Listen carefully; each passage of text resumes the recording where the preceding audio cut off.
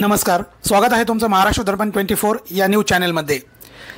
इटोली डोंगरतळा येथील सामूहिक बलात्कार प्रकरण एसआयटी चौकशीची घोषणा, 9 अधिकारी आणि 17 पोलीस अंमलदारांची विशेष पथक रचना।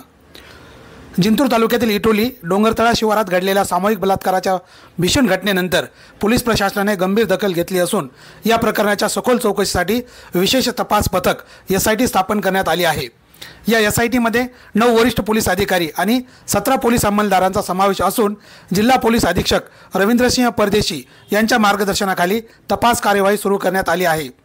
सूत्रांकडून असे संकेत मिळत आहेत की सदर ठिकाणी अशा स्वरूपाचे प्रकार यापूर्वीही वेगवेगळ्या वेळी घडले असल्याची शक्यता व्यक्त करण्यात येत आहे। त्यामुळे पोलीस प्रशासनाने संपूर्ण प्रकरण गांभीर्याने घेत संपूर्ण साखळी उकलण्यासाठी तपासाचा वेग वाढवला आहे। एसपी रवींद्रसिंह परदेशी यांनी तालुक्यातील नागरिकांना आवाहन केले आहे की जर कोणाकडे या प्रकरणाशी संबंधित माहिती असेल किंवा अन्य पीडित व्यक्तींना अशा घटना भोगाव्या लागल्या असतील तर त्यांनी निसंकोचपणे पोलिसांशी संपर्क साधावा। माहिती देणाऱ्याचे नाव आणि पत्ता गुप्त ठेवला जाईल असे त्यांनी स्पष्ट केले।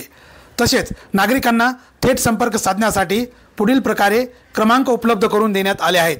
माननीय पोलीस अधीक्षक श्री रवींद्रसिंह परदेशी 9923 10 35 35, माननीय उपविभागीय पोलीस अधिकारी श्री जीवन बेनीवाल 89 49 45 17 94, माननीय पोलीस निरीक्षक श्री गजेंद्र सरोदे 98 23 41 81 21 या अधिकाऱ्यांशी थेट संपर्क करून तपासात सहकार्य करावे असे आवाहन पोलीस अधीक्षकांनी केले आहे।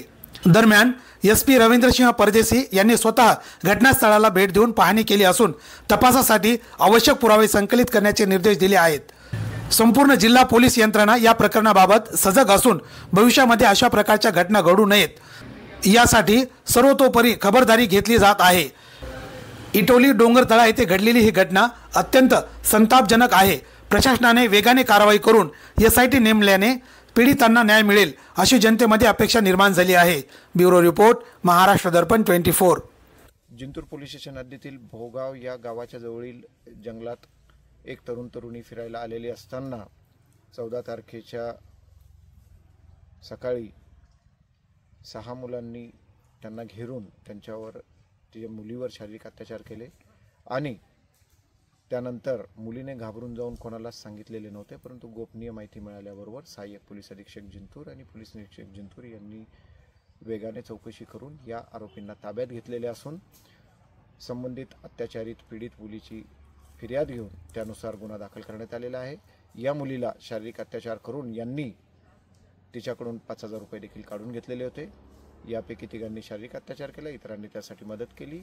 या आरोपावरून या सर्व आरोपींना अटक करण्यात आलेली असून सहाय्यक पोलीस अधीक्षक जीवन बेनीवाल यांच्या नेतृत्वात विशेष पथकांची स्थापना करण्यात आलेली आहे। 8 विशेष पथकं या गुन्ह्याच्या तपासासाठी कार्यरत असून सध्या या गुन्ह्याचा तपास पोलीस निरीक्षक सरोदे जिंतूर हे करीत आहेत।